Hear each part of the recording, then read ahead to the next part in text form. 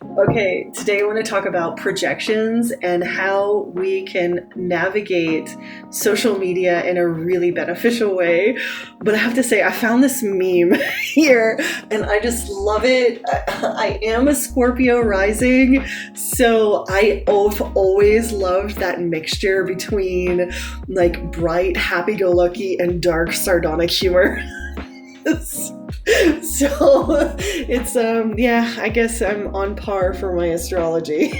So anyway, I saw this morning. I had to chuckle because I was meditating last night about projections and how people interact online.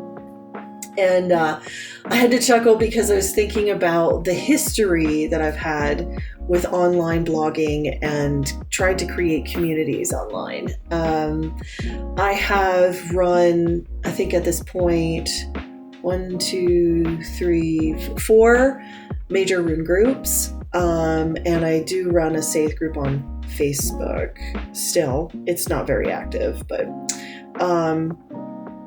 and I've worked with people on TikTok who were running spiritual communities before I took down my YouTube and went under an alias. Because nobody needs to know my name. The message is more important than my face or my name. So anyway, I was thinking a lot about my history with social media, and I wanted to give some advice for social media creators and some hard-won truths. So, number one, a lot of the interactions you're going to have on social media are projections. I would say 95% of people interacting on social media is projection based. 5% is about genuine interactions. What I have learned is that if you like somebody's content, reach out to them and email them and try to have conversations with them.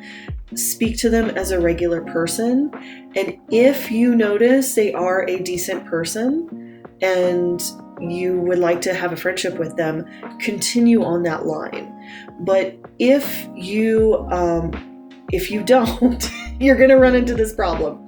So when I first started creating content, it was spiritual content, which is incredibly vulnerable. It is so vulnerable to get your voice and your truths out there, especially if it's very hard-won, tender truth that comes through trauma.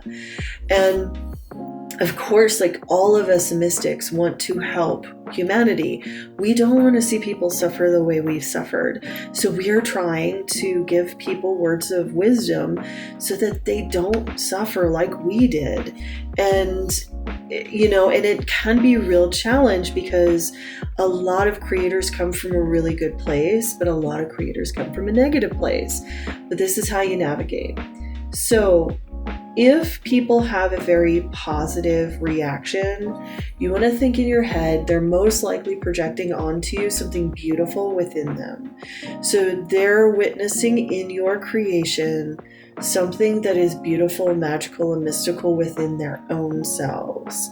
That is beautiful. It's like passing along like seeds of joy, it's wonderful. It's healing. It's so good to know that you're making a difference and you're helping people love themselves more. That's wonderful.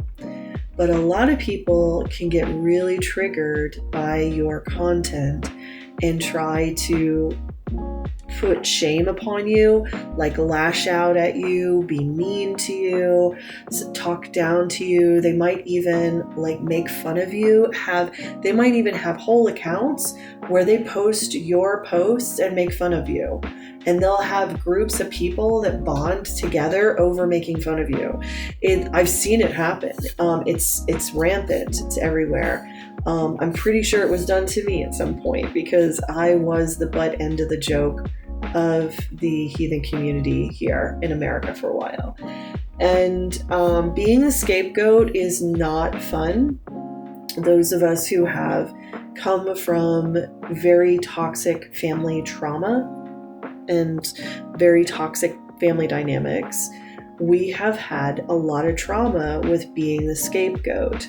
So what's going to happen is the moment somebody says anything negative to you online, it might bring up those trauma wounds, and it might hurt you. You might have a PTSD attack. You might have an anxiety attack. You might actually stop wanting to create. And those are all worthy and valid points, because at the end of the day, you have to take care of your body as a creator.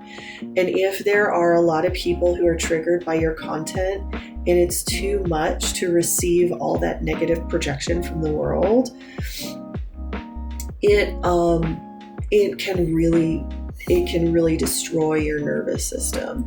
And I think this is why a lot of people who are famous go through mental breakdowns frequently, because being famous, a lot of people project their greatness onto them, but also conversely their darkness. So they do get a lot of negative attacks.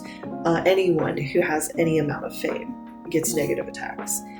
The key is, and here is the biggest lesson, just because the people who are negative to you are basically triggering you and making you feel scared, that does not mean that the people who are praising you online are your friends.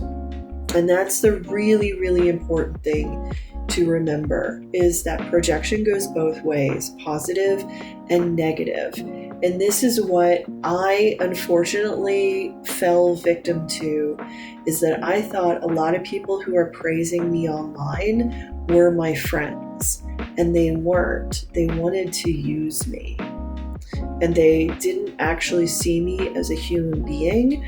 They saw me as a cash cow for their promotion, so they could promote their products because they knew me. And then when it was feasible for them to throw me under the bus and basically make fun of me online because it was more profitable for them to make fun of me, they would make fun of me. And somebody who I thought was my friend and had known for years online, it was very painful to receive such betrayal. But it was a good lesson for me to learn, because I realized the people who are praising me are not my friends. Obviously, the people who are attacking me are not my friends. But really good friends are people who actually want to get to know you as a person.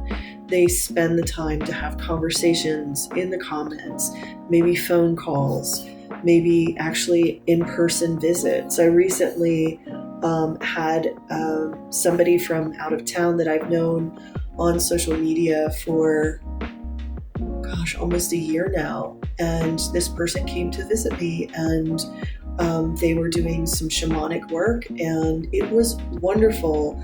We had a couple afternoons that we got to enjoy the mountains with, and it was great, because it was like meeting a soul tribe. It was like meeting somebody who could be a friend, and it really changed the way that I approach social media, and not thinking that any interaction on social media is not personal whatsoever. It's not. And a lot of people don't realize that when you get negative interaction, because you're going to get people who will try to silence you and shame you, what you need to remember is that they're doing so because you are triggering their subconscious programming. They want to stop you because they can't stop themselves. They can't stop themselves from looking at you.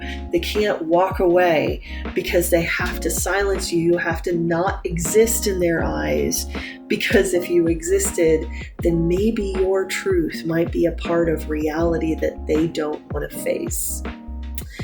And that's painful for a lot of folks. It's painful for them to be continually running away from reality, especially the reality of other people. So I just want to encourage all of you wonderful creators out there. You are doing great. Please make sure you choose your friendships wisely, and try not to take positive or negative attention personally at all.